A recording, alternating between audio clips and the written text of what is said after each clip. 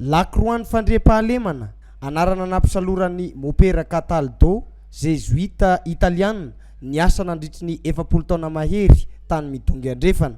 Mirefy 12 metatra ny haavony izy ity, naorina eto an-tampitendrombohitry Sinai, marika hita maso amin'ny fanantenana isian'ny fandriam-pahalemana indray.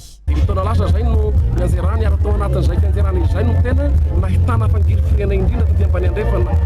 Raha manome statistika tsotsotra niaraka tamin'ireo mpiara-miasa dia tsy lasaky ny eninalina ny omby very ary ny olona zay maty sy fandriam-pahalemana fotsiny no 300 mahery. Isa lahara-pahamelana nangatany kristianina tsy ny kristianina irery fa ny vahoaka manontolo mangataka ny hoe asangany Mopera Lacroix fandriam-pahalemana. Nandray an-tanana betsaka tamin'ny fampijoroana indray ity Lacroix fandriam-pahalemana ity mo ny filohan'ny Repoblika Andry Rajoelina sy ny filohan'ny anteny miram-pirenena Razanamaso Kristina solombavam-bahoakan'i Madagasikara voafito tao amin'ny distrika Ambatofinandrahana ho fiheverana ho zava-dehibe ny fandriam-pahalemana. Mifanojo ny etaeta na ho an'ny mpitondra eo amin'ny tany sy ny firenena ary indrindra koa itsika eto midongy andrefana. Manana andraikitra lehibe isika amin'ny alalan'ity Lacroix eto ity izay nampitondraina hoe Lacroix fandriam-pahalemana amin'ny ady amin'ny tsy fandriam-pahalemana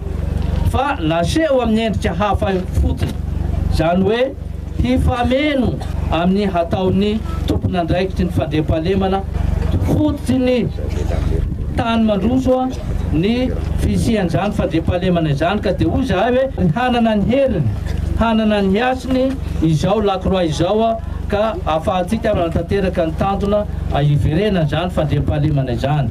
Tafiditra tao anatin'ny fankalazana ny 100 taona ny fahatongavan'ny finoana tany amin'ny distrika misionery Amboripotsy mo ny fitokanana ity Lacroix fandriam-pahalemana ity ary dia nanolotra tsodrano 7 tapitrisa ariary ny filohan'ny Repoblika, 4 hetsy ariary avy amin'ny filohan'ny anteny miram-pirenena.